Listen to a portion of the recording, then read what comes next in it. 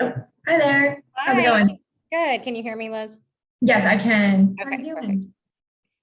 Just we're a little early, I guess. So Oh, yeah, no worries. No problem. It's always good to be a little thank you early. for meeting with us. We Of appreciate it. course. Yeah, I'll be curious to see how many hop on the call, but the I think smaller the there were group. some people that I went in the office this morning, so I think some were intending to. So you should have a few.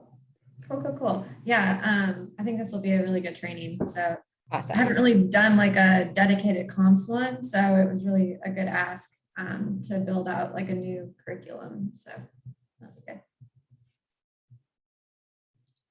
Oh, they're piling in now. Actually, got to run to the bathroom really quickly. Yeah, no worries.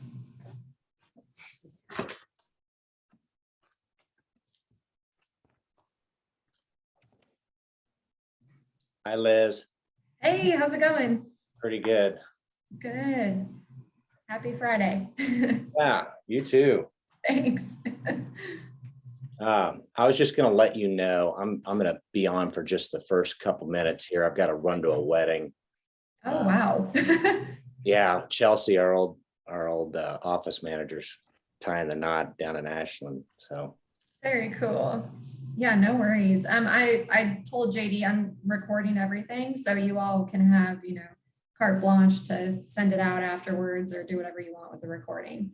that's awesome. Yeah, there were a couple agents in the office today. I was like, hey, are you going to be on this meeting? And they had some stuff. And I said, well, I think we're recording it. So that's great. Yeah, Fridays are hard. So Yeah. But this will be, I can't tell you how many people have talked about CMAs and comps and all that stuff. yeah, the CMAs are kind of an animal. I do a lot of the mechanics leading up to, and this class is what we'll do. But yeah, it's like they really scare people, and I get it why. It's a lot. Yeah, yeah. If if they can have a beginning point on it, they can. Yes. It's That's helpful. what I find. Anytime I talk to somebody, as long as you give them a path forward and the mechanics to lead up to it and kind of get into the familiarity of it, then they feel a lot more comfortable. Yeah, yeah, yeah, for sure. Have you all been pretty swamped lately? Yeah. It's been just busy around the office. We've got the Philip Gardner Yep. real estate school going on upstairs this week.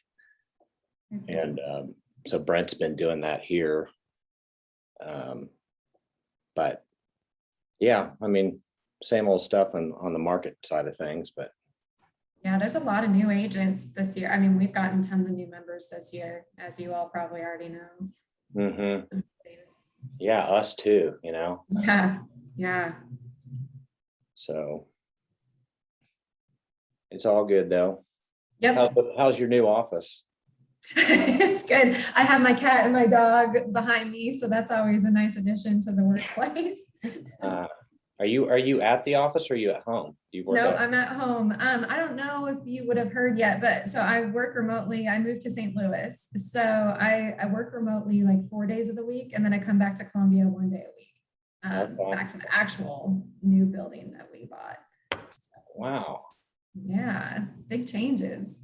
Yeah, I didn't know that. Where are you in Yeah. St. Louis then?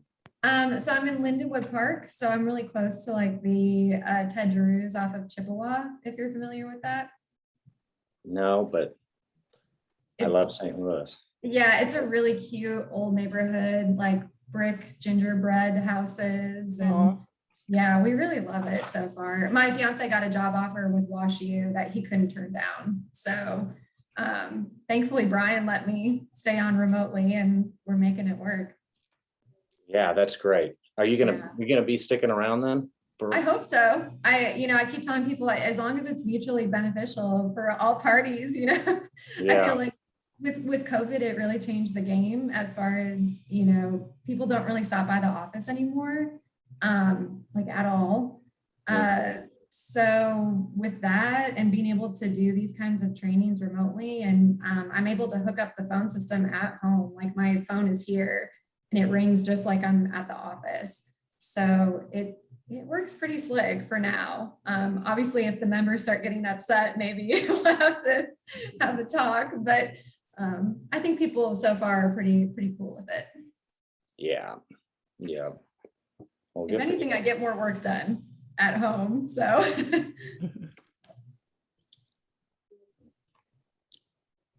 So who else? I think we've got Lindsay, Ryan, Sherry, Jody, and me. And I was telling Liz, guys, that I've got to jump off because I've got to get down to a wedding, but I just wanted to intro and say thanks to Liz for doing this. Liz is the instructional guru on Flex and MLS and finding stuff. And, you know, we appreciate you doing this for us. And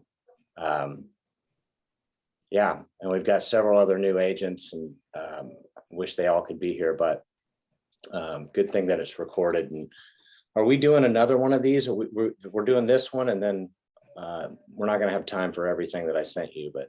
right. Yeah, just to keep it, you know, convenient for everybody's schedules and keep it kind of limited to this topic about comps today. I think we'll address maybe the listing side of things and maybe some showing time stuff in another training. I'm totally happy to get one on the books as quickly as possible and do a similar format so we can communicate about setting that up, and happy to cover that because the listing side of things is a whole other conversation, obviously. So Hey, Liz and Matt, Elaine is here with me wonderful. on my, if you're taking notes. Are you guys, I bet you're having cocktails while you're doing this. No, Yeah, I don't have not too much yet. fun during this training. Not yet. Although I won't judge you. It's a Friday. It's afternoon. All right, well, I'm going to jump off, but thanks again, Liz, and we'll set up that other one. We'll follow up with you next week. Yeah, that's perfect. Thanks, Matt, and have fun at the wedding. Thanks, Okay, Matt. bye, guys. Bye. Well, we might get some more people filtering in, but I think we're kind of safe to get things kicked off here, just to be respectful of your own schedule. I know it's a Friday afternoon, and that can be really tough in the real estate world or just life in general. So I appreciate all of you who are actually here and getting to see some new faces, new members. This is like the perfect kind of interaction that we like to have, especially in my role. We want to provide this kind of information right off the bat. That way you get, you know, good habits in place. You feel comfortable with the system. You know, you're not just being set loose with a bunch of different new technologies that can feel sometimes very daunting. I also am so glad that there are some veteran agents on the call too, because they bring all of that lovely experience. They bring really insightful questions. You know, keep in mind, I'm not an actual practitioner. I'm not out there selling real estate in the trenches like you all are on a day-to-day basis. So I come from a very specific perspective as the MLS admin. You know, we have our policies, we adhere to those. We like to promote the best practices, and that's where I come from in my perspective. But you all bring that real world element to the mix too, and what actually happens on the job. So just keep that in mind as I do my training. You're going to get a whole lot of supplemental training with other individuals in your office. So I'm sure you already have, you know, sought out people within Berkshire that you seek out for that kind of training and those types of resources. So I think coupled together with the MLS perspective here, that's a really nice balance of getting familiarity with the system. Today we're going to focus on comps. That seems to be what JD and Matt said was the biggest ask. And I thought that was really cool that they approached me about that, because I cover searching at length with new members, but I don't typically cover comps specifically. So I think this is a really good opportunity to cover something that I think a lot of other people are needing in the membership. So I'm going to go ahead and just ask first, does anybody have any initial questions before I dive in, or are you good if I just kind of proceed with my outline here? Yeah. Okay. Go for it. Perfect. Well, don't hesitate to interrupt me. It does not bother me at all to interject. You know, don't worry about reserving your questions till the end. I want to make sure that we address anything that does come up that other people might have the same question. So first and foremost, what I'm going to start with today, I just went ahead and chose a very established subdivision to focus on. with this comps discussion. So I chose the Cascades. People are very familiar with that neighborhood in Columbia. I just picked a random property as a subject property that we can focus on. There was no rhyme or reason there with what I chose, but it's good to just kind of keep consistent with that throughout the conversation. So I happened to pick a property that is on Bellingham Drive, which funnily enough, Jody had sold back in the day from what I could see. So she'll have some firsthand. Is that my old house? Is it your old house? Yeah, Is what's this the somebody's address? property? Oh my gosh, is it 2503 Bellingham? Is that Yeah. the? Yes. That's know it. Lindsay's house. Jody and- sold that house for us. Yes. Okay, so that is absolutely That's crazy. insane. Out of That's all the funny. properties in the MLS, I chose that one. I didn't even go look at the owner. Yeah, information. that's funny. We ended up Oh my moving gosh. from Bellingham, just down the street in the same, we live in the Cascades now, so it's funny. Well, this is just. And Matt lives in the Cascades. Yep. Matt and Suzanne. You know, we were on the same wavelength today, clearly. So we'll be looking at a very familiar property then. One thing I want to do before we dive into the quick search, which is primarily where you're going to be searching for comps. I mean, that is like the place you need to go when you start your comp search. I want to touch on the different searching modules within the system, because I think sometimes people don't realize all the different places that you can search in the system. Very briefly, up at the top left corner here, if you can see my screen okay, this quick launch bar up at the top left, you know, that's probably not the best place to start a comp search by any means, but I like to point it out nonetheless that you can start some initial searching from that quick launch bar just to save yourself a little time. The way that I use it more than anything is searching for a member of the association. So for example, if I'm searching for Jody, I might type in her last name, Calvin, here, and you'll see that anything with Calvin will pop up. Even, you know, properties on Calvin Drive and other areas will pop up at the top here under the listing section. And then underneath members here, Jody pops up and I can hit new tab, open that up very easily. I don't lose anything on my home screen then on that former tab on the browser. And then I've got Jody pulled up here. One thing I do want to note that can be really useful. Some members don't seem to know that this exists in the system. It's this view member listings button down at the bottom here of the office member search. So by clicking on that quick launch bar into Jody's name, this has now essentially taken me into what's called the office member search module, which you can get to in a different way in the system. That's the funny thing about Flex. You can get to different aspects of the system in about a million different ways. So this view member listings button down here is just another kind of built-in search module. So for example, maybe you know that Jody sold a house on Bellingham Drive back in 2018 or whenever it was, or, you know, further on back. You could go ahead and set your parameters. You know, maybe you don't know that exact address on Bellingham that it was, but you know that Jody had sold it. Because this does happen sometimes where you're trying to jog your memory about a property. You can go into this view listings option button here on the office member search.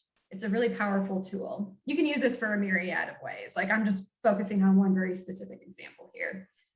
You happen to know that Jody was on the listing side of the property. So you could check listing or co-listing perhaps to just make sure that you're covering everything there in case maybe she was a co-lister and not the primary. The next really important thing is selecting the statuses that you're searching by.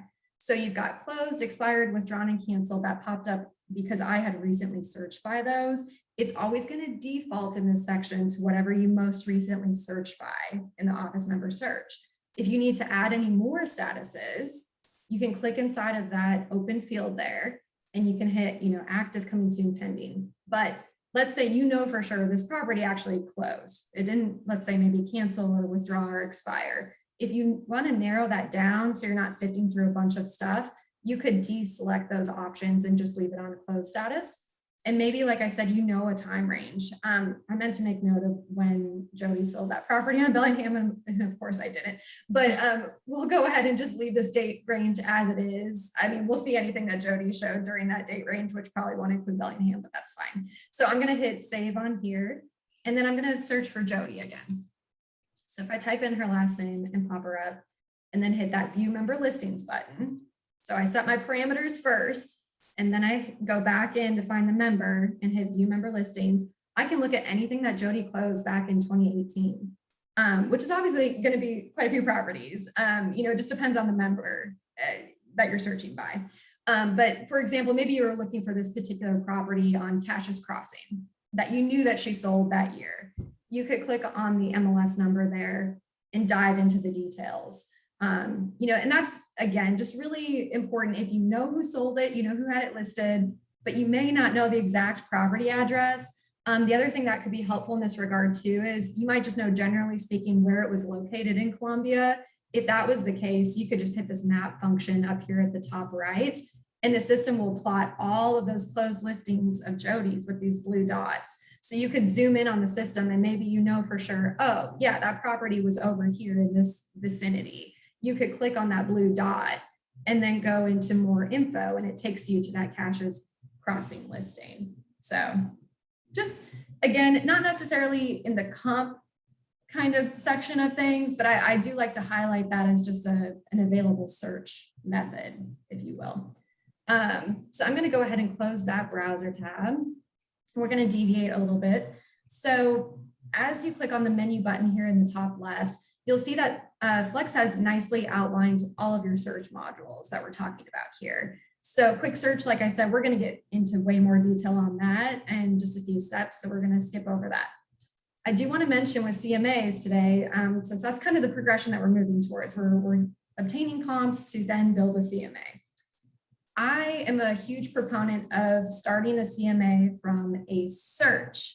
So I do not personally recommend ever starting a CMA by clicking on the module link here.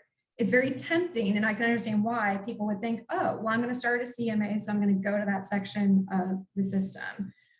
You'll see why I maybe go a little different. I flip that in reverse, if you will. I only recommend clicking on the CMA button here to go ahead and retrieve a former CMA that you've worked on or one that you are actively working on that you've saved. And you'll see that come to fruition later on. The next step on here is just your basic MLS number search. I use this every single day, like on the hour, because of what I do for the MLS as an admin. Anytime somebody contacts me and they need a change on a listing that only an admin can do, I rely on the MLS number search to ensure that I'm correcting the correct property. So if you ever have something come up where maybe a property, it expires accidentally, but you did get the signed extension, all I need is like that signed paperwork with the MLS number is what I always request more than anything. And so long as you get that back to me, we'll re-up it for you, but I just rely on those MLS numbers when I'm searching. So for example, the one on Bellingham that we're going to look at for our subject property today, I already went ahead and jotted down its MLS number in my notes here. But just know, like, if you happen to have an MLS number to search by, you just go ahead and plug that in there. I think oftentimes people don't realize this little radius search option is here. It's kind of easy to gloss over. Just know that you could actually prompt a radius search by enabling that. And you could search anything within a mile radius of that MLS number and plug in those same statuses like we did on the office member search. So Flex has really streamlined the system to be mobile friendly. We're on the desktop version of the site right now, which is, full functionality. So oftentimes with these kind of interface changes that they're making to streamline it, things get hidden. And there's actually more functionality now in the system, but I think sometimes it's easier to forget that those things are there. So just know that it could be really robust to just start like a radius search. I might go ahead and do those statuses and hit search. And this is even a great way to start a comp search for a CMA right here. So I get my list of results here, which is obviously going to be a tremendous amount of listings because I haven't narrowed anything else down on those parameters. So if you ever wanted to, you go back to edit search here and then start plugging in additional criteria, because when you do that MLS number search, like what I just did, it's going to compile all property types as a default. So you are literally searching, residential, income, vacant lands, everything. We have not narrowed that down because we're doing the MLS number radius search. So it's not necessarily where I recommend going for a comp search, but it could be a different place to go about starting that. You'll see why I recommend doing the quick search here instead in just a few minutes. But if you wanted to start delineating more, parameters, you could go ahead and plug those in and then get a more narrow scope of potential comps that surround that MLS listing, that MLS number. And just one really quick thing, I'm going to go back to the MLS number search module here. Just note that if you want to search by multiple MLS numbers, you can easily do that. Like you could copy and paste from an email or wherever that you might have them, and you just need to separate them by comma if you're going to search by more than one, and it'll bring up that list view just like what we were seeing there. So again, you may not use that one a whole lot, but I like to mention it nonetheless. So the other cool search module is going to be an address search. This one you're probably going to use at some point in time, more likely than the MLS number search if I had to guess. So let's say I'm starting my comp search and I know my subject property is this one on Bellingham on 2503. I know what the address number is of that particular property. So this is going to be an easy one for me to do an address search on. But let's say I wanted to just look up generically anything that's ever been just on Bellingham, regardless of the street number. I could leave it very broad and just put in the street name here in this particular field. And I could leave this street selection on contains. So anything that contains Bellingham, I won't even recommend putting in like a street suffix of drive, because there is a chance sometimes that a listing member might have accidentally left off those street suffixes, or there might be multiple ones that are offshoots of Bellingham that you still want to look at. So I like to keep, if you're going to do a broad search, keep it broad. If you're going to do an address kind of street name one. One thing to note again with the hidden features of Flex, when I hit that show more button, it expands out more functionality that sometimes can get lost, I think. So this is where it has all property types selected again as a default. So if you want to narrow those down just to residential and maybe the non-MLS solds, which I'm going to go into more detail on those in a bit when we get to quick search, you could go ahead and narrow that scope of the property type so that you're not getting just a ton of results on Bellingham.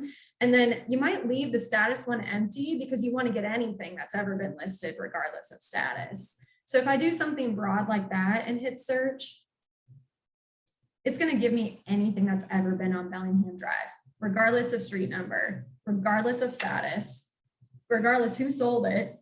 And that can be a really useful function if you're trying to get more familiar with a specific property on Bellingham. Now, if I want to go a step back to the edit search, I really want to narrow this down. I'm going to actually just start fresh on here. I really want to narrow it down to the one that we're actually going to be using today. So the 2503 Bellingham. And again, I'm not going to put in that street suffix because again, you don't know if that listing member actually put it on there. And I don't want to miss out on a potential version of a listing just because I've gotten too specific on there. So I'm going to hit search on here. And you'll see that the property in the history of our MLS has been listed 4 times in the database. One other way to view that history, you could go ahead and click on any version of it inside the system. So if I click on that MLS number here up at the top, for example, I can hit history here. And then you'll also get a nice compiled list all in one tab of those MLS numbers that you're seeing here. And I can expand those to get just a little bit more granular detail as far as what might have transpired when on the listing. That can be helpful for different reasons and different situations. So if, for example, I want to see, did it go under contract more than once, perhaps during the time that it was listed, you'll see those listed as status changes on that particular MLS number's history. That kind of information can be useful with clients if they're just looking to buy a property specifically, or if you're looking for comps. It depends on the situation, but people use the history tab a lot. And you'll see that this particular property, it's very obvious that it was a rental at one point in time because of the price there. If I happen to click on that version of the listing, it opens up a new tab on that MLS number inside the history tab. And you'll see here that it lists out rental, residential, multifamily, indicative that it was also listed for rent, which is very common with lots of properties like this. They are sometimes being sold and available for rent at the very same time, or just for rent later on after it sells. Lots of different situations there to take into account. So at this point, does anybody have any questions before I move into the next search module? No. Okay, sounds good. So very briefly, the last one before we get to the quick search, it's multiple address. So I think a lot of people don't use this one either, but I like to point it out nonetheless. If, for example, you know that you kind of want to build up comps that are located around Bellingham, and maybe you know of some street names that are around there specifically that you want to search by, but you kind of want to keep it broad and just get your feelers out there as far as what the results are. For example, I might put Bellingham as one of the street names I'm going to search by. And maybe on the next line, I happen to know that Port Orchard is another street over there. And maybe another one I know for sure that I want to search by is Stanwood. That's also in that same neighborhood. I'm going to leave all the street number information, all of that empty, because I'm doing something that's very broad right now. But again, if you know exactly which properties you want to pull up just by address, name, you could get specific and put those in there, and it's only going to show you those properties. The next step down here, again, it's going to have property type selections. I just want to do residential for this one. So I'm not going to see that rental one on Bellingham that we would have seen before. And if you do status all on there, it's going to show you everything that's ever been in the system, regardless of change dates over here. So if I hit next on there, the list of results that comes up, it's going to be separated by, I think this one is defaulting to maybe the most recent or maybe the oldest. So one thing to keep in mind when you're looking at results of listings, just know the power of the view. So the columns that you're seeing here, the headers, we're going to get into a little bit more detail on that later, and the power of sorting. So if I want to look at the oldest stuff first, perhaps maybe I'm going to do my MLS number sorted ascending. Because when I do that, it's going to put the oldest MLS numbers up here at the very top. So you'll see like they start with a 1. Those are going way back. So we've been on Flex since I think like 2005. And there was some converted data that carried over from former vendors. So sometimes you'll see listings in there from the early 2000s. Is typically the earliest that you'll go back to in the database. So if you see one that starts with a 1 like that, like this one's from 2004. So you're getting some gems there. But if I sort it that way, I'm going to go back to list here to get that full view. Just know that there's many different ways of sorting that data to help you out with whatever your goal is. But as I scroll through, I might see, which properties on Port Orchard or Stanwood or Bellingham suit my needs and pull comps that way. And if I happen to do that, I could just select, whichever ones are applicable after going through their listing detail reports. And you'll see as you select those, it builds that selected list here next to the results number. So, I mean, that's like almost 200 listings to sift through potentially. If you're keeping it broad, but if I move over to selected here, you'll see that now that those might be my chosen comps that way. And then I could hit the CMA button here in the top right to start building the CMA. But we're going to go into more detail here on that out of quick search instead, because again, it's my preferred way to do this. So any questions about that multiple address? I think so. So I'm going to go back to the home screen here and just kind of start fresh. So like I keep mentioning, quick search. If you don't already have it highlighted on your top ribbon toolbar, probably want to go ahead and do that just to save yourself a click. Instead of going to menu, quick search, just saves yourself a click by having it up here at the top. Chances are you probably do have it there. So if I hit quick search here, it's always going to default on what's called the search template that you most recently used. So for your most recent search that you would have ran in the system. More often than not, people are pulling residential searches typically. That's not to say you might not search by a different property type though, based on your clients or your needs. So if you ever need to switch from a residential search, just know that those are going to be designated underneath different search templates. Admittedly, when Flex got rid of our former full search module, I was pretty frustrated because I think this is maybe not the most efficient way to search for properties, having to search through these different templates, if you will. I'm getting more used to it myself. Just know that it is noted that it's not always the most streamlined way of searching for different property types in the database. And it's also very frustrating if you happen to not realize what property type you were being defaulted on in the top left, and you start compiling a search thinking that you might have maybe been in vacant land, but you weren't. Usually you can tell pretty quickly based on the fields that you're searching by if it's not the right property type, but it's happened to people before. One thing I'm going to quick mention before we start actually plugging in parameters, I'm going to scroll down here to the multiple property template. So it's the 7- multiple property on there. This is a really important one to note for comp searching. The reason why is because it includes all property types, including non-MLS sold property types. So when we talk about non-MLS solds in our database, what that means is a property that transacted completely off MLS. So what might typically happen is, let's say you take a listing, you have a standard listing agreement in place with your seller, and they tell you, I'm just simply not comfortable with this property going in the MLS as an active listing. If your seller elects to not include that listing, they have to fill out what is called a listing waiver form. MSC 116 is that form number. And I go into way more detail about this on the listing training, which it sounds like we're going to do a follow-up on that. But let's say your seller fills out the listing agreement and the waiver to keep it off MLS. So it's not going in the system, but they've authorized it with the paperwork.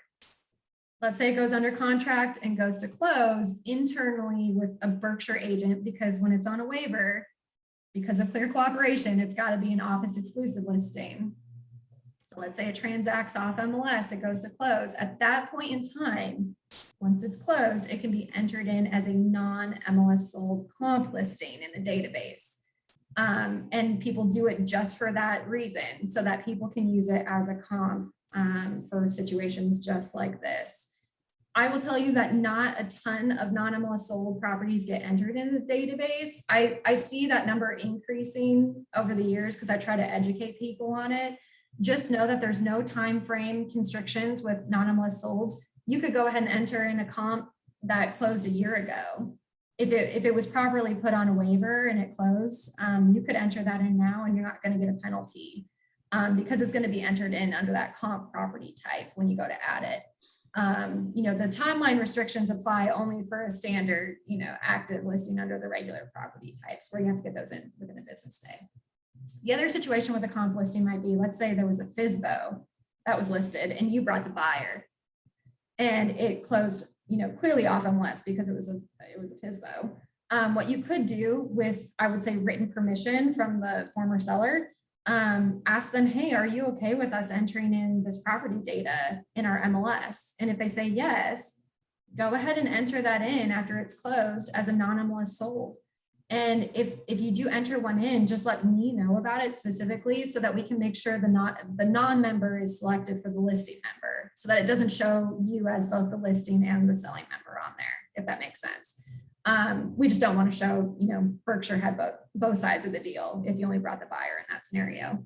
But just know that mechanism is a possibility. If you really know somebody could utilize that comp, or maybe you'll even benefit from that comp in the near future, you definitely can add that in. I mean, we're of the mindset, the more data we can get in the database, that just serves everybody's needs. So I know I went on a huge tangent just now about non-MLS solds, but just know that appraisers use them for their services, and then also in comp building, that's really what they're there for.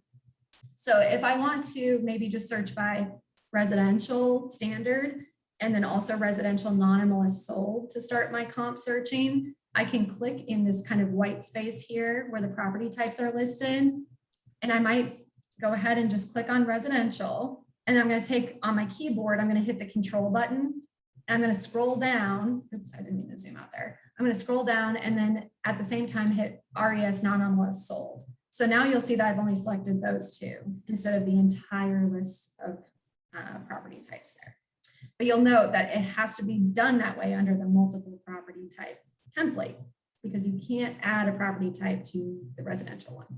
So I'm not going to finish my comp search in this one because I wanted to stick to the residential one for today's purposes. The reason for that is I happen to know that there's not a ton of comp listings in the Cascades that have been added before because I've looked. But also when you use the non-MLS sold type here, you're really limited with what fields you can add to the search because it's only going to allow you to add fields that are existing amongst both of those property types. So not all fields exist within the non-MLS sold that exists in the regular residential. So that's why I'm going to just pivot back to the residential only.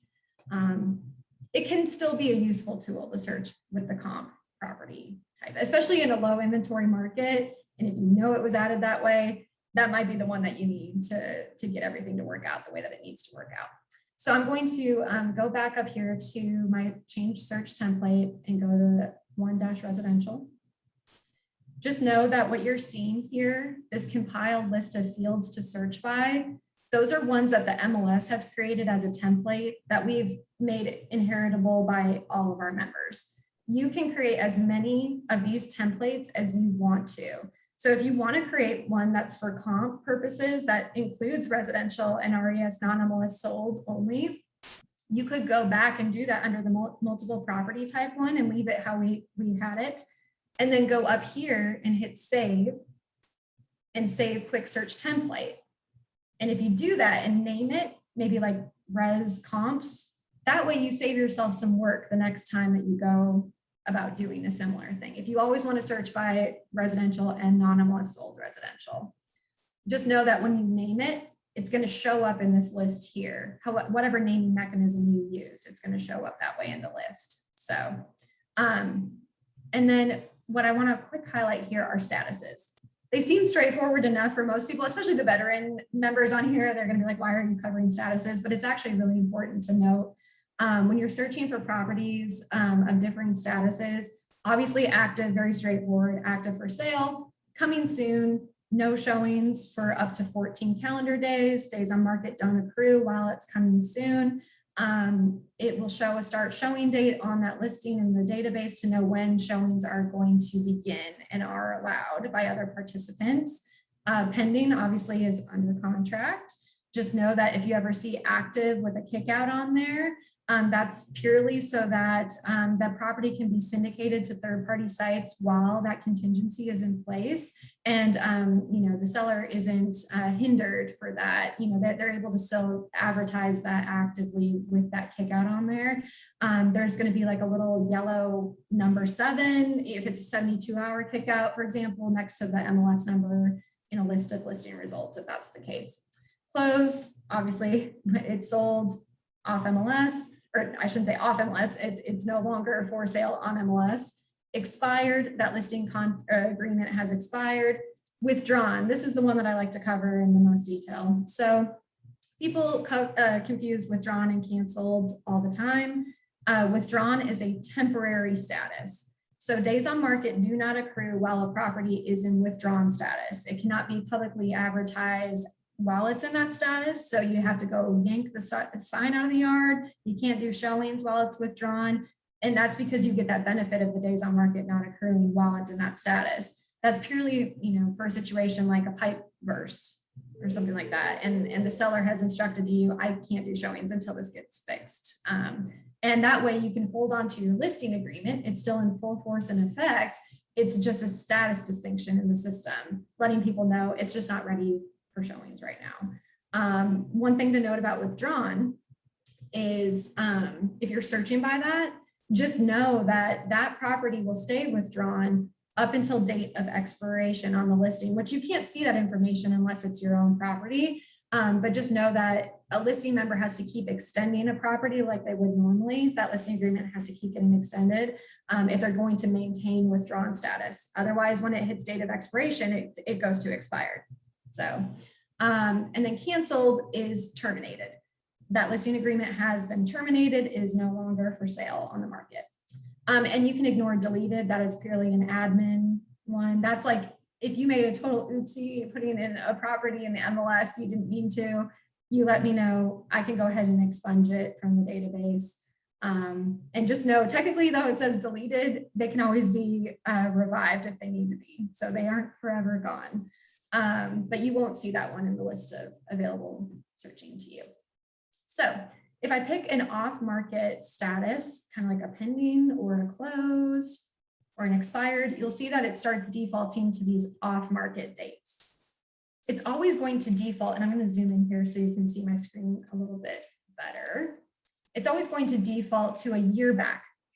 You know, when you're doing comp searching, people typically say, you know, narrow that time frame a little bit more, but obviously that's kind of market dependent and what the inventory has been doing, how successful you're going to be in finding listings that are comps.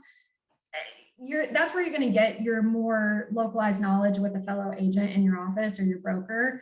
They're going to probably tell you where to begin that time frame and what they recommend. You might start a year out and then narrow it down from there, or vice versa. Just know that if you decide to change those, very easily you can with these different icons here on the off-market dates. So for example, if I want to change that sold date to something different than a year back, I'm going to hit these arrows here and you'll see that it's now changed the module on there to 366 days back.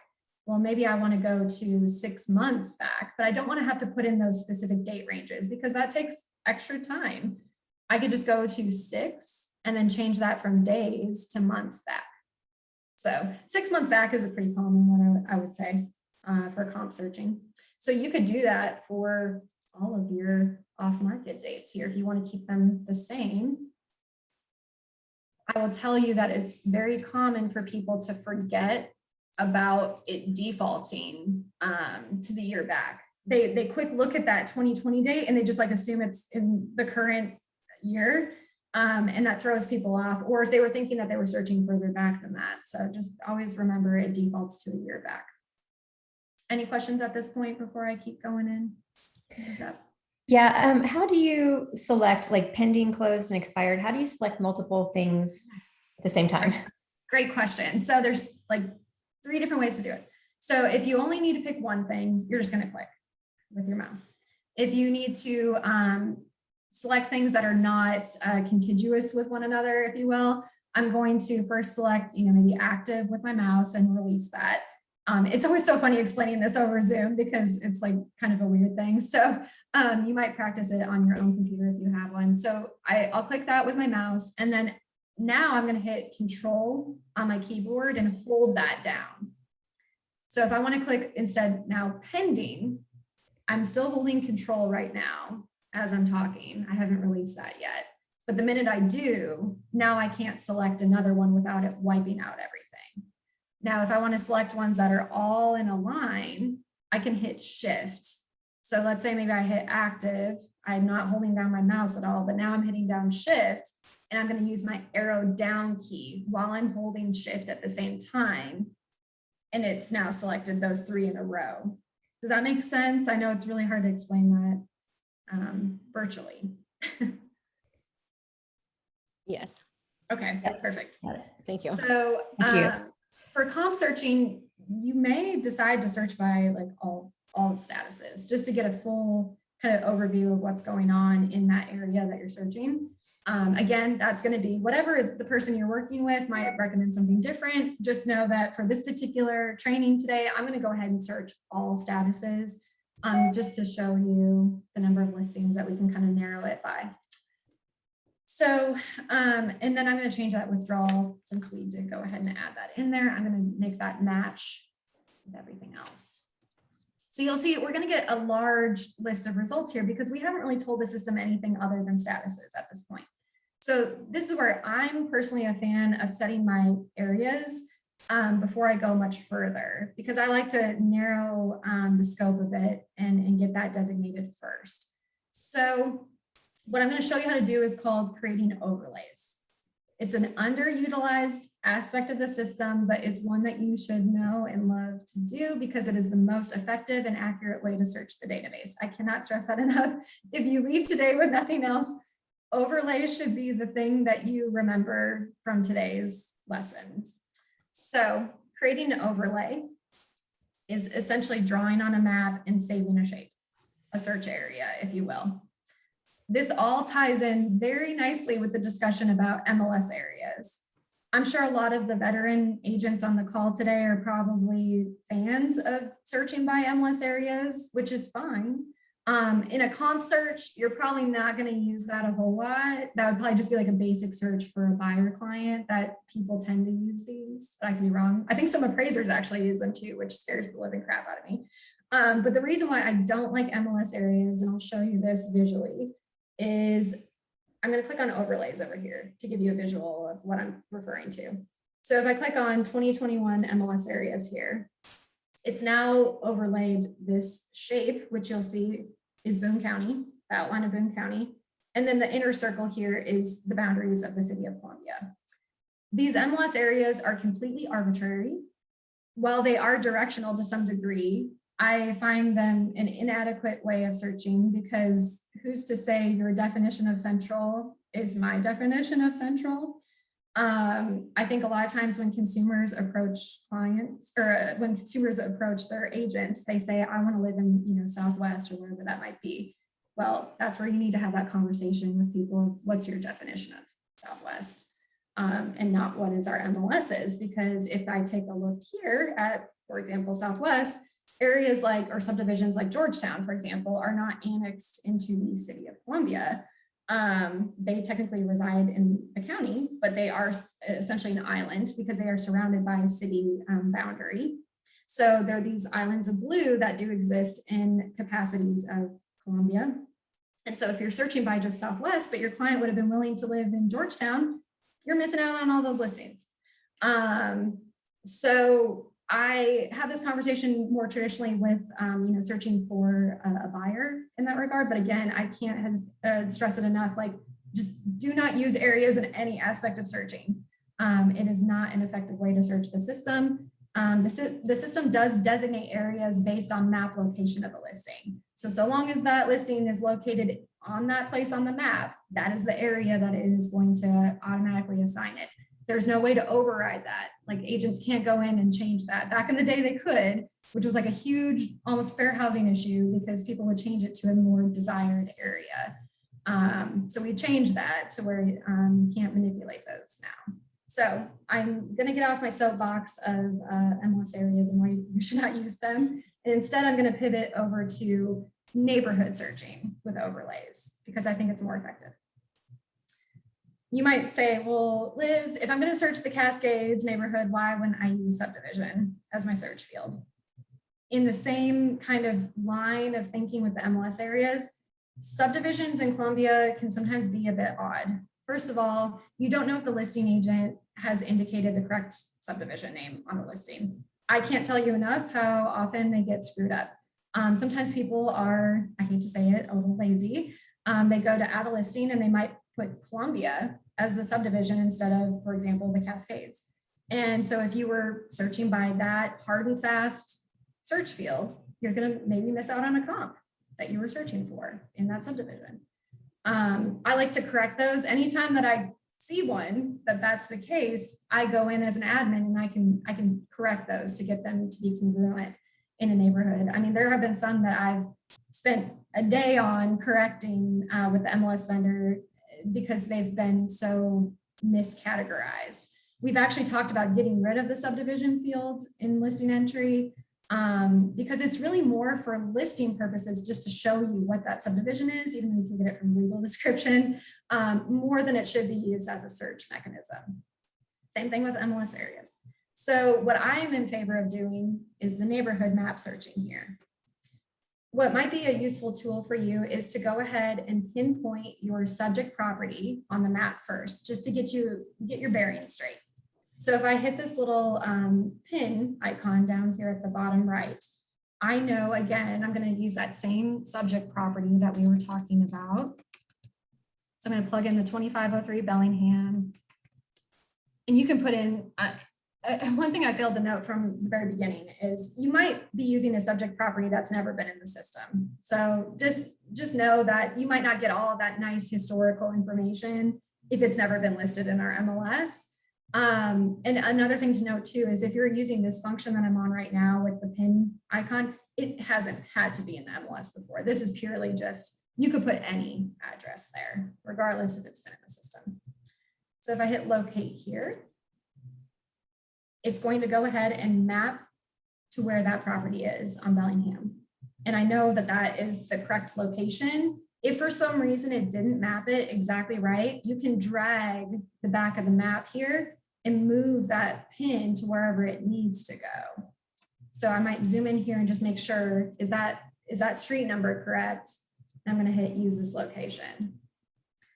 Now, just like that MLS number search that I was showing you earlier, you can just do like a straight up radius search from this pin as your center.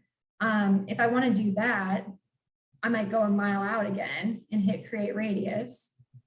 And then if I zoom out, you'll see it's formed that circle radius of a mile. I could have made that smaller. I could have done like 0.5 for half a mile if I had wanted to. And what happens when I build that radius search, it pops that shape here as an option in my quick search template. If for some reason you plot that and you don't like it, you want to remove it, you want to do something more specific, you can always get rid of the shape if you need to. So I'm just going to go ahead and hit the X because I want to show you something a little bit more specific than this. For my purposes today, I'm going to stick strictly to the Cascades. I'm not going to go beyond that subdivision, but some people do a radius to capture more things outside of just one particular subdivision. And another thing that I failed to note about subdivisions too is if you think about places like Old Hawthorne, or I think even like Thornbrook, there are other subdivisions that butt up right to those. So if you're only searching by one, you're going to miss out on those other maybe more specific variations of that kind of original subdivision, if you will.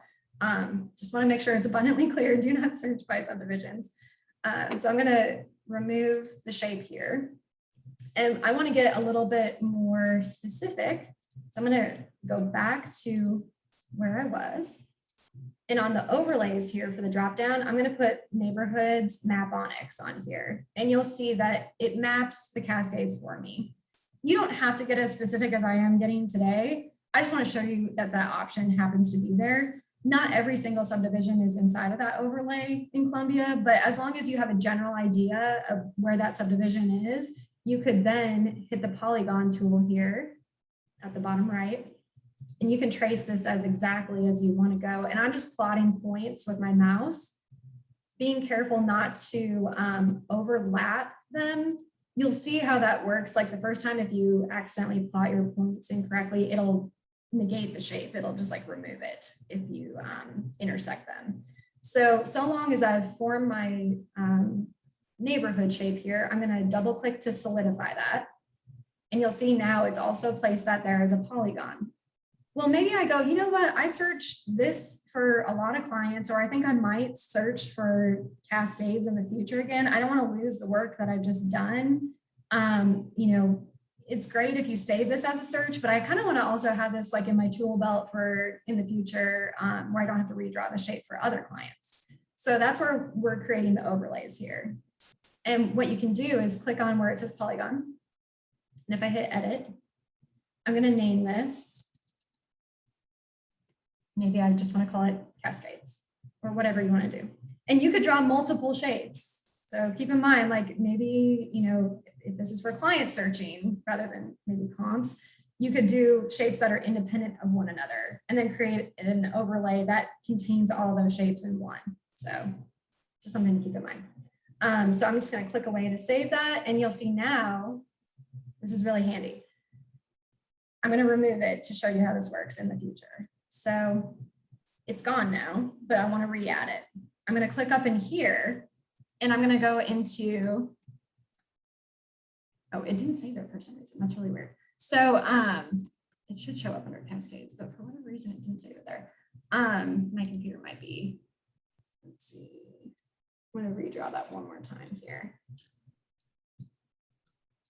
So you can actually, so long as it's working properly, just grab it from your list of Cascades and it will place it back on there for any search that you do in the future. So let's see, I'm gonna just quick do this just so we don't waste a lot of time. Okay. And we're gonna do edit. Oh, that's why, because I didn't hit that there. What Oops. didn't you hit? I didn't see that. Was it save, I assume? Yeah, so it's this little specific option, which I totally forgot about. Save to map overlay. Really? Okay. That's why. Yep. I knew I was missing this stuff there. So again, I'm going to go ahead and call this Cascades. You can actually ignore this access, this overlay on IDX and portals. This is purely for people who pay for an additional service with Flex to have IDX services on their agent websites for like searching. Just know that if you did have an IDX website with the Flex services, you could have neighborhoods designated on your agent website that automatically show properties for sale in those areas.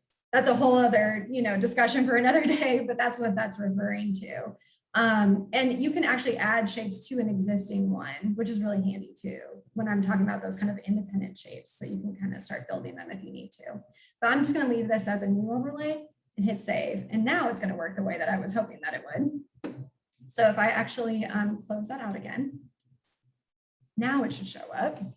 Fingers crossed. Oh my goodness, maybe it's not going to. I don't know why it's not. This was working totally fine earlier when I was doing this. Well, I can tell you normally it's going to show up there. Yeah, it's saving it right there. So I'm going to go ahead and just pull it from there instead on that You just overlay hit button. maps and then the Yeah. drop down, it's at the bottom. Yeah, Okay. normally it will show you it Up there. listed here. Yeah, it might be case sensitive. I wonder if that's why. It is. That's what it was. Okay, so I had to capitalize the C for it to show up. That's really interesting. I'm gonna have to give them feedback on that because that was like so crazy to me.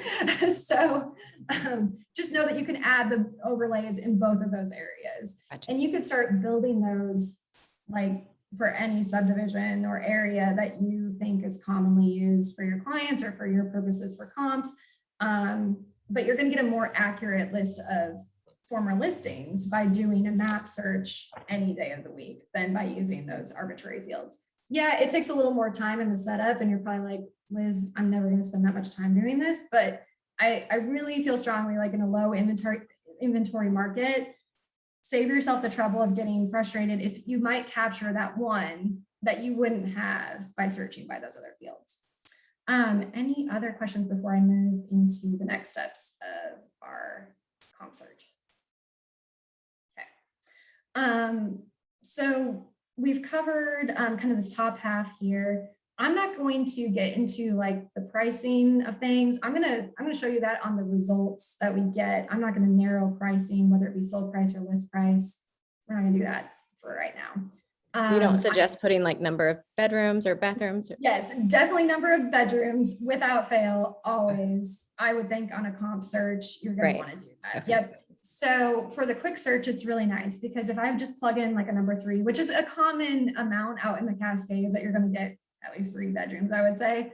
I mean, you could make that more broad and do just 2+, but I mean, we're talking about a little bit bigger homes here. If you do 3 and just leave it on that left-hand side, it's going to do 3+. So anything above that. But if you want to set a maximum, you can just do 3 to 4 like that. But yes, great question. Always, am I probably going to do a bedroom count on there? Same thing, with baths. If you do, at least 2 full on there, and you'll see it's going to start narrowing things down. So the next thing that I want to do, actually, yeah, for whatever reason, it still didn't capture that Cascades. I really need to make sure that that's on there so it narrows it down. Oh, double click. There we go.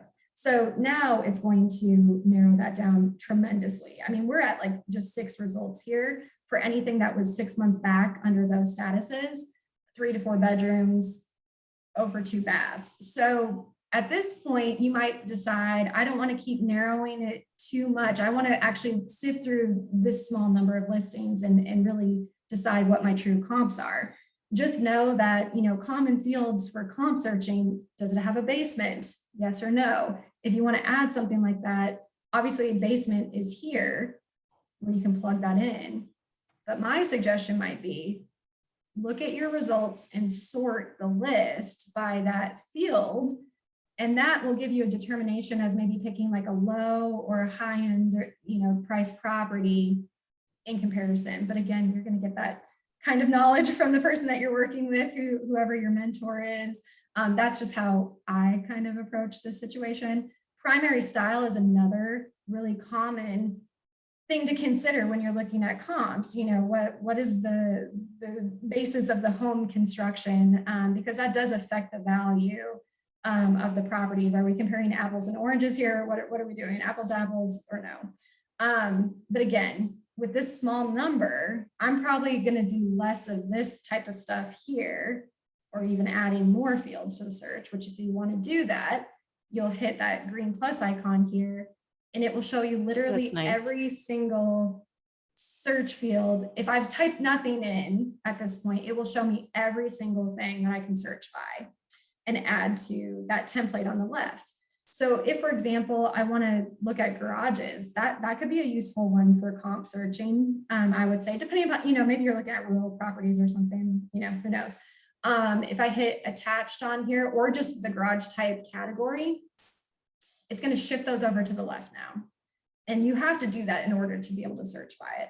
So if I want to search anything that does have an attached garage specifically, you could search it that way. And it hasn't changed my number of listings, because obviously in that neighborhood, they all have attached garages. But that might make a difference with what you're looking at also. Same thing with, foundation type, that could maybe be a useful comp search. There's obviously many others that you can narrow it down by, but I'd say more often than not, we've been in technically a low inventory market for like 5 years. So, I mean, the chances of you having to go into a great level of detail for comp searching, in my opinion, is pretty rare. I would let the list results do the work for you.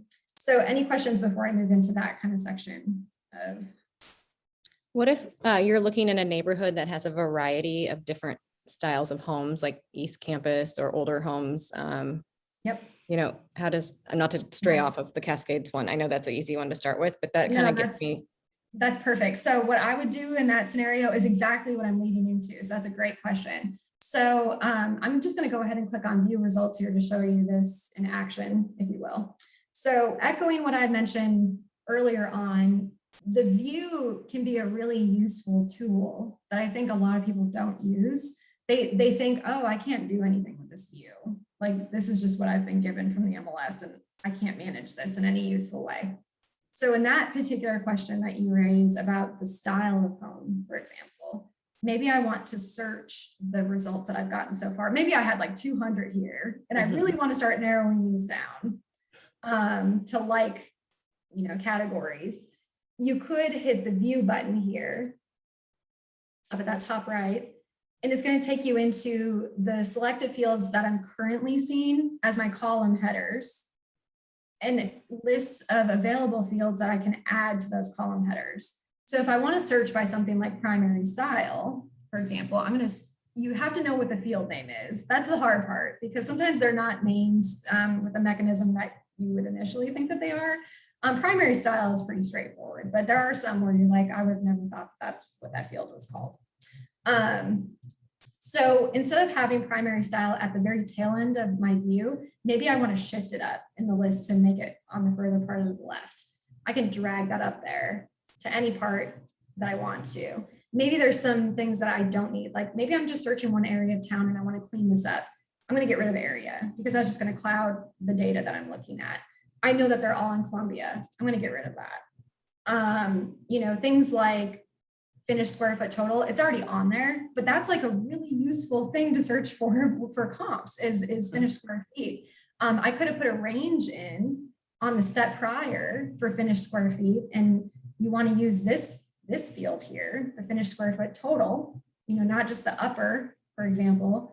If I'm using that as a search range, I could have done 1,700 to 2,000, which I would think would be kind of a useful section for the Cascades. But you would use whatever range is appropriate for the types of listings that you're looking at. Or you could just sort by what you get on your results to get a gauge of how much square feet. And that does not default back to that every time.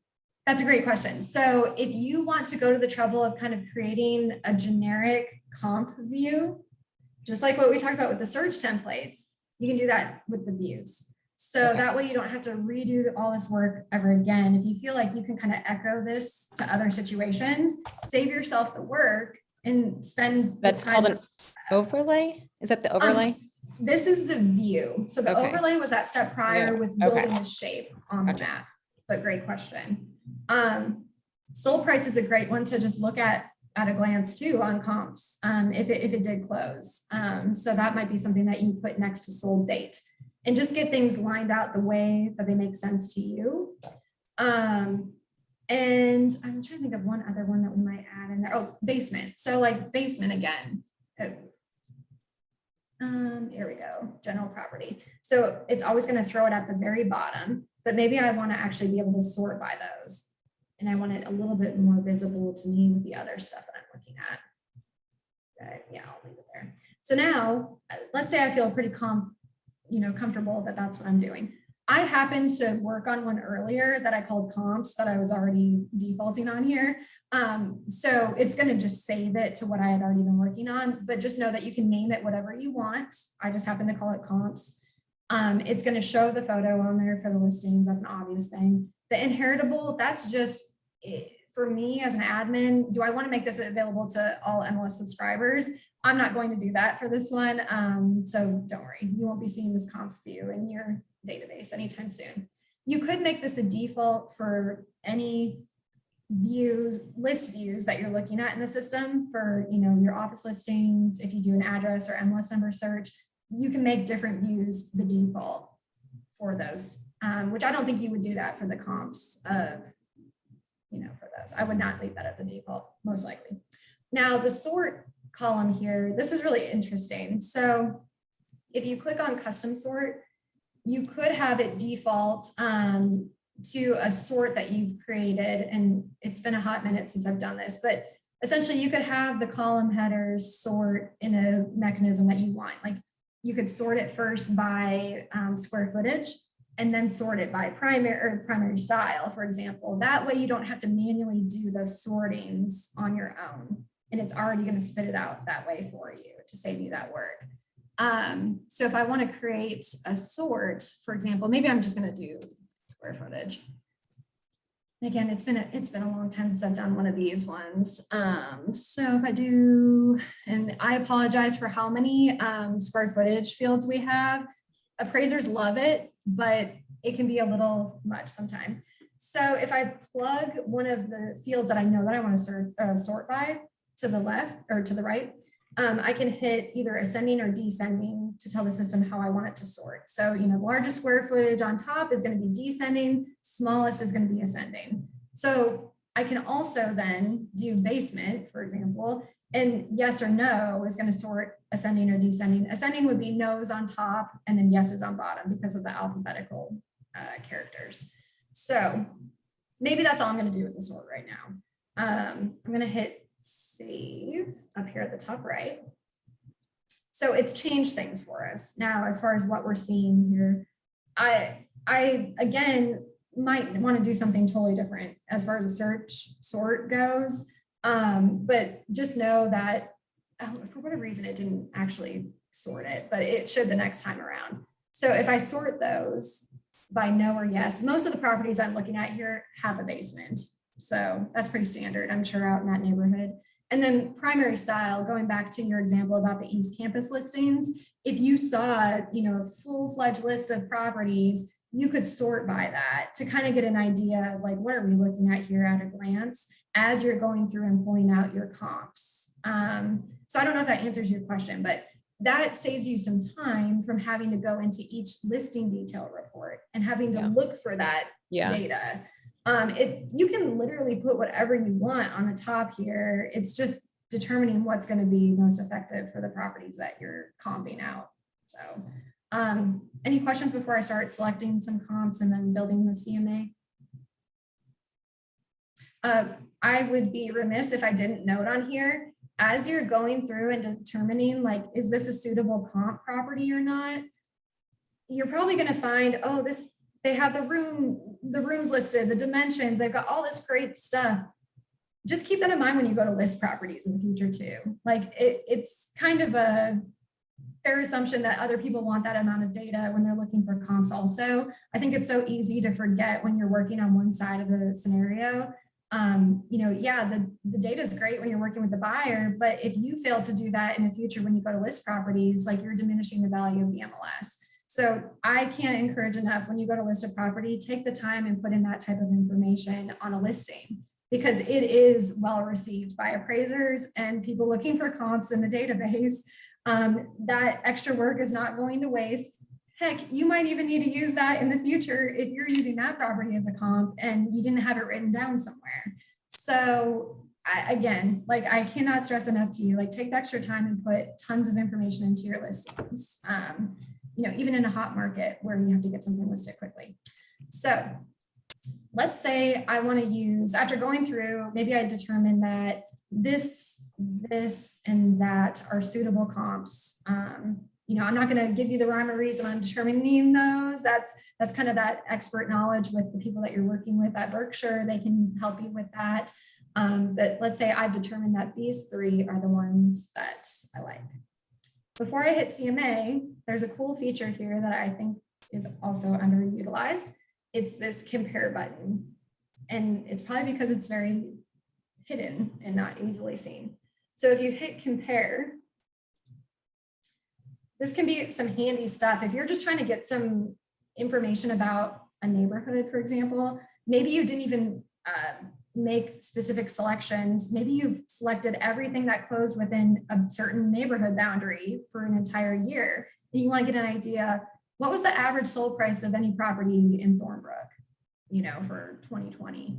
You could do essentially what we've done here and select everything and then hit that compare button and then go to search statistics here. And it's going to spit out those type of stats for you. It's all based on whichever properties you've selected or whatever your search is. So I think these kinds of trainings are useful to show you can use these aspects of the system in a million different ways. It just depends, if your client is asking you, hey, I'm getting ready to list my house in this subdivision. Can you give me some more information about what's been going on there for the past year or two? That's where you can harness this type of data when you're already building maybe a CMA. So, and as far as the comparison stats go, it gives you the high level, what did it sell for? What was it listed at? Some other stats, days on market or cumulative days on market. That information can be really handy to have at a glance before you go start building your CMA or whatever the situation might be. Also, like average sale price to list price, all useful information. Any questions before I jump into the CMA module? And I'm telling myself even one more thing before that. I would not maybe even hit CMA before saving these as a listing collection first. So the reason why I suggest doing that is just kind of saving your work. Like I would save a listing collection once I've gotten to this stage of the game before I go plug them into a CMA. That way you can kind of go back to it and refer to it if you need to, and you haven't lost all that work. So you could save a search, and that's the same kind of thing, but it doesn't have your selections that you've made. If I want to save my selections as a finite kind of package deal, if you will, I'm going to go to save selected as, and maybe I do Cascades comps.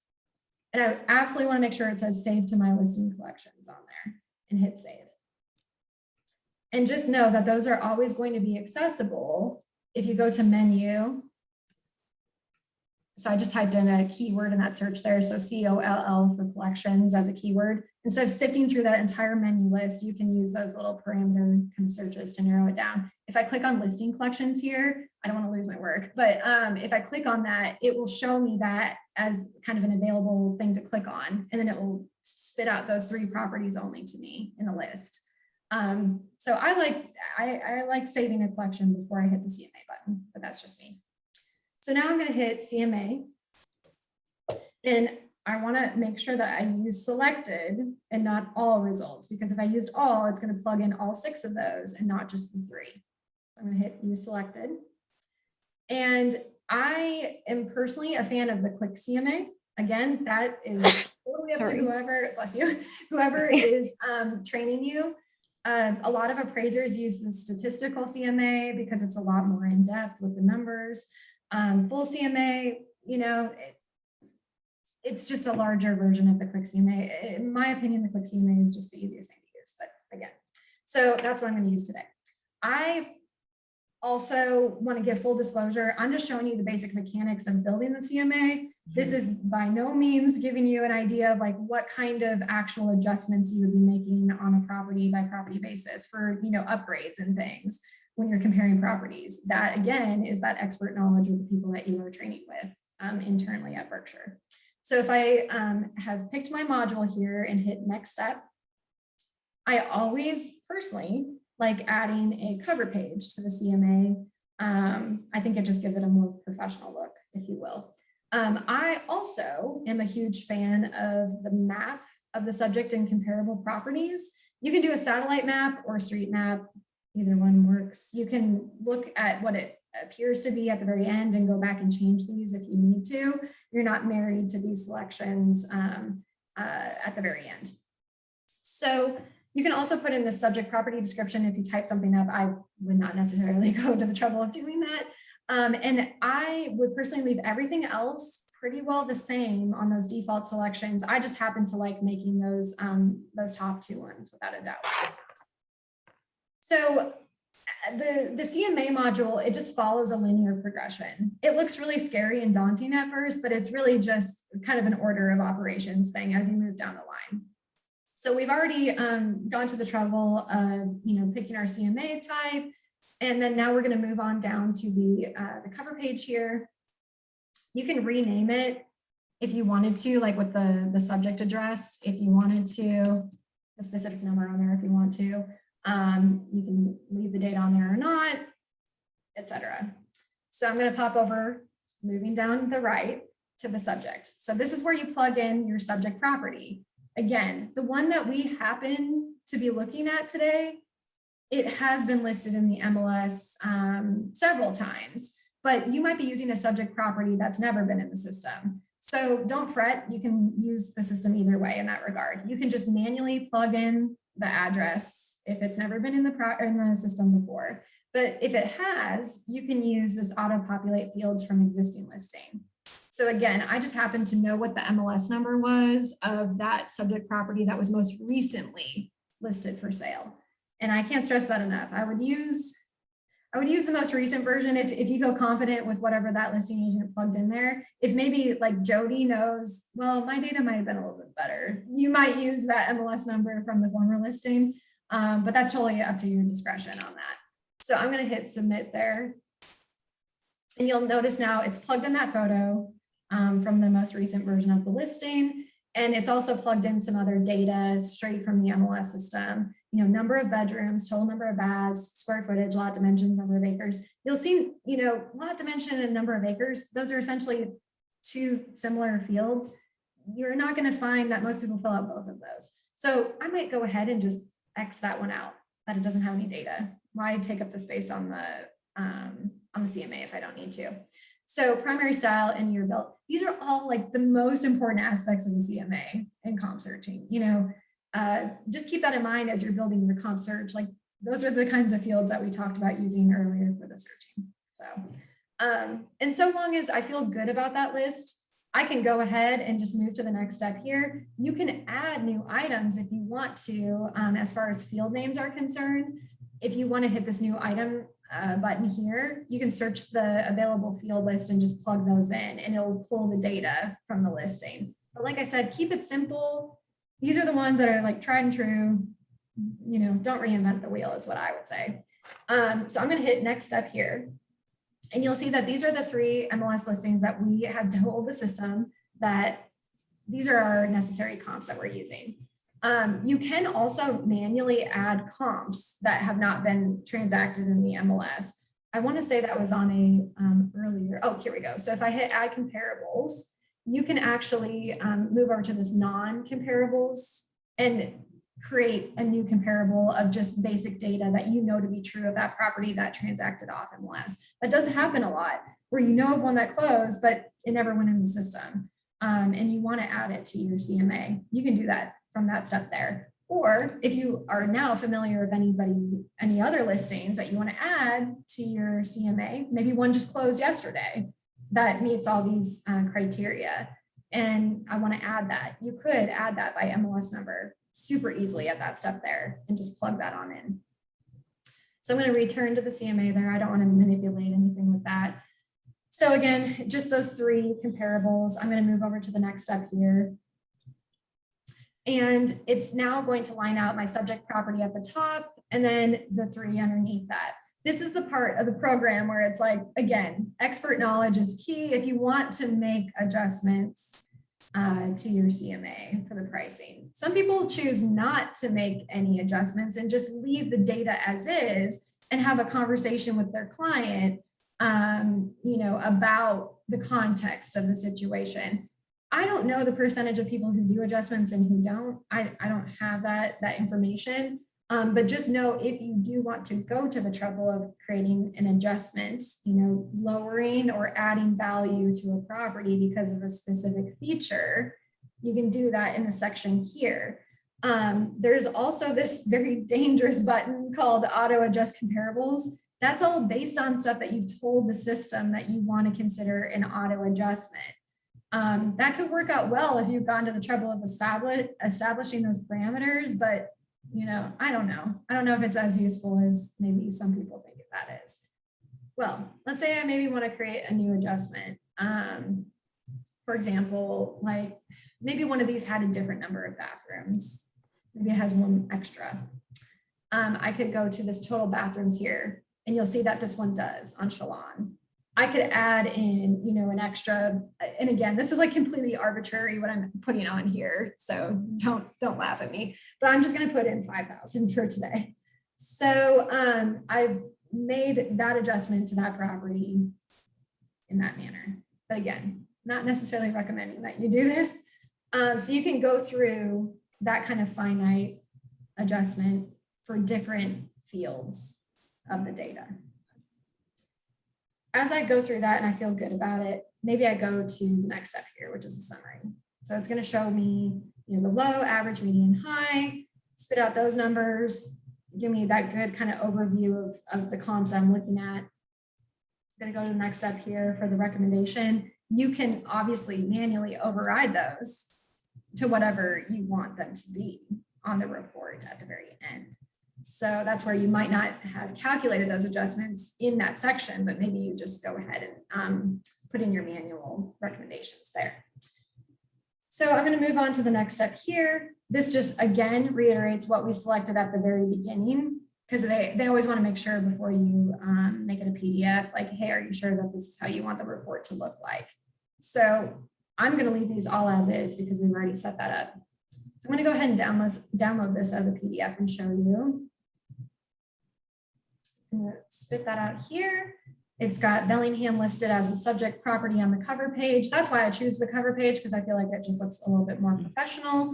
And then this is that extra selection I made at the very beginning about having the map and then the comparable properties listed, 1, 2, 3, subject property here with the pin. It's going to have the subject property always on that furthest left. I failed to show you this, but you can shift the ordering of properties on one of the earlier steps if you want to with an arrow icon. I think it's to the right of each property. So if you wanted these to be ordered differently from one another, you can do that too. It's going to have our little adjustment there that we made for the total bathrooms. And then it's going to give you these kind of lovely price analysis graphs. And then that final page of the report there. So again, I'm by no means a CMA expert. This is, just getting you to that step and showing you kind of the basic mechanics of that. Do you have any questions about where we all went today? I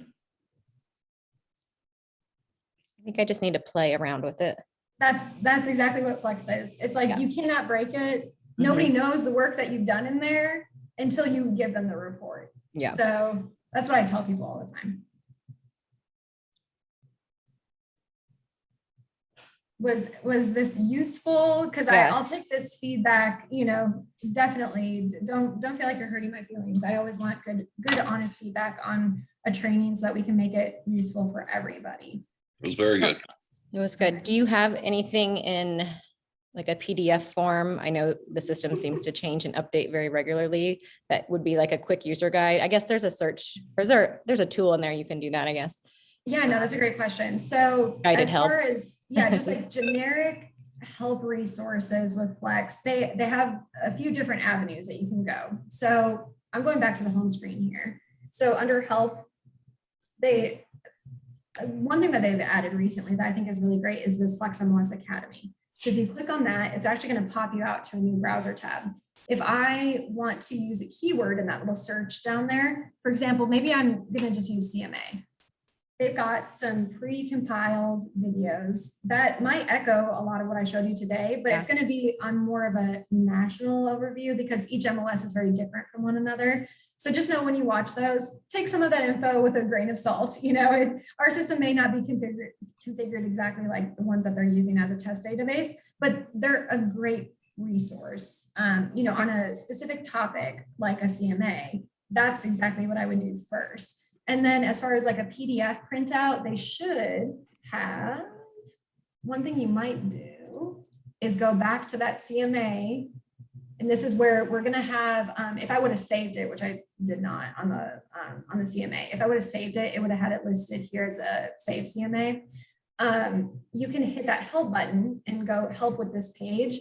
And at different aspects of the site, it'll have specific content for help related to that page. Now on that particular part of it, it's not super useful, but if you were actually in the CMA module, it might differ slightly. So if I hit new here and now hit that, so it gives you a little bit more contextual information on that. Yeah, that's great. And Yeah, you can't, I mean, as long as you're not messing anything up if you just practice with it. I just didn't know if this is, you know, going somewhere. The only thing that people are ever going to know about that, you know, might be a oopsie would be like if you accidentally added something wrong on a listing. Yes. Or if you accidentally sent a client something in an email. But yeah, Right. if you're working inside the system, only you know about that. Okay. Until you've delivered that material to somebody other than yourself. And that's why I always tell people, just don't be afraid to do these things. I mean, you can delete any of that stuff later if you don't need it. It's very easy to manage that. And then there should be one other thing here. So if I just click on FlexMLS help, there's also create a full CMA right here. And so this is kind of like the PDF. Okay. A bit, you know, it's like a wiki almost is what I would say. It mimics more so. But this is a great way if that's more your style, instead of watching a full like video tutorial, having this in the black and white print sometimes for a lot of people is more helpful. And they should be updating this regularly is what they tell me. But you might catch every now and then. Okay. Yeah, but for example, like if I want to go straight to that adjustments tab, they give me more information than even maybe what I provided today. So it's a great kind of homework, you know, toolkit. Anything else? I mean, it could be unrelated to CMAs and comps if you have any questions about the MLS. Good. I think we're good. That's a good start. Yeah. Now just playing around with it and getting comfortable using the system, I guess. Yeah. And, you know, every real estate scenario is so different from one another. You know, when you're working with certain clients or certain properties, you know, the way that you go about doing things is going to differ no matter what. But at least I think if I can't stress it enough, just starting from a search for comps and then building the CMA from there, that's the progression that I recommend, instead of just going into CMA and then trying to plug things in that way. Right. So. Okay. Well, thank you. Yeah, thanks Thank you. everybody. I Very will helpful. hopefully see you all soon when we do our next training. All right. Yeah. Let us know when that is. We'll be there. Yes, definitely. Have a good day, everybody. Thanks, Liz. Thanks a Bye. lot. Thank you. Bye.